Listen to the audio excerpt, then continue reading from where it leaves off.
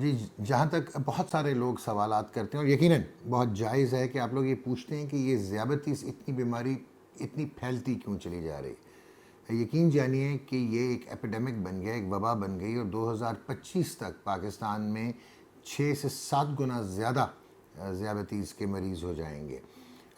آج سے چند سال پہلے تک، آج سے 8-10 سال پہلے تک جو ذیابطیس ہے وہ جس کو ہم ٹائپ 2 کہتے ہیں، جو زیادہ پیشنٹس کامن ہیں، جو وہ at the end of the third decade, یعنی کہ جب 40 کی دہائی میں آپ جانا شروع ہوتے تھے اس وقت شروع ہوتی تھی۔ لیکن آج کل الارمنگ ہے کہ بہت ینگ جو بچے ہیں اور بچی ہیں ان کو ٹائپ 2 ڈائبٹیز ہو رہی ہے، اور 18 سے 20 سال میں بھی آپ پہلے سوچ بھی نہیں سکتے تھے۔ ٹائپ 1 بعد میں بھی ذکر کرتے ہیں کہ ہوتا کیا ہے اور ہوتی کیوں ہے، ہم سوچتے ہوتے تھے، لیکن now the things are changing. ایک پیراڈائم شفٹ ہے کہ ذیابطیس جو ہے وہ بڑھتی چلی جا رہی ہے۔ اب کیوں بڑھتی چلی جا رہی ہے؟ سب سے پہلے تو جی یہ چیز جان لیجئے کہ جنیاتی طور پہ یہ منتقل ہوتی ہے۔ تو اگر آپ کے والدین جو ہیں ان کو ذیابطیس ہے تو یہ منتقل ہو جائے گی آپ کی جنریشن میں۔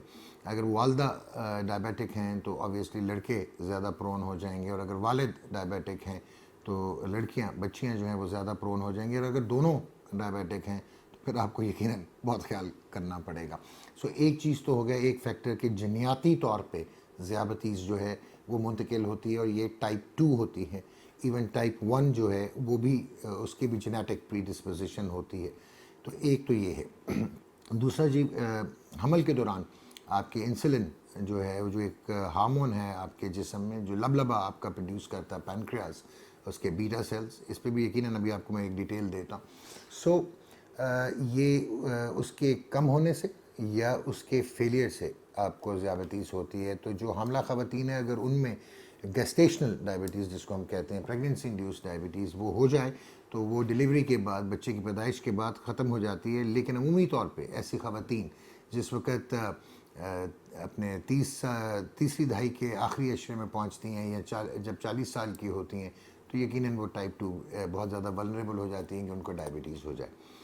اب اور مزید کیا وجوہات ہیں جی؟ Pakistan obviously South West Asia ہے، یہ ساؤتھ ایسٹ ایشیا نہیں ہے، ساؤتھ ویسٹ ایشیا ہے، اور یہاں پہ ایک چیز ہوتی ہے جس کو ہم انسولین ریزسٹنس کہتے ہیں۔ یہ 92% لوگوں میں پاکستان میں انسولین ریزسٹنس ہے، یعنی کہ آپ کی اگر انسولین صحیح مقدار میں بن بھی رہی ہے تو وہ یوٹیلائز نہیں ہوتی، یوز نہیں ہوتی باڈی میں، سینسٹائز نہیں ہوتی، جس کی وجہ سے جو ہے آپ کی شوگرز بڑھ جاتی ہیں اور آپ ذیابطیس کا شکار ہو جاتے ہیں۔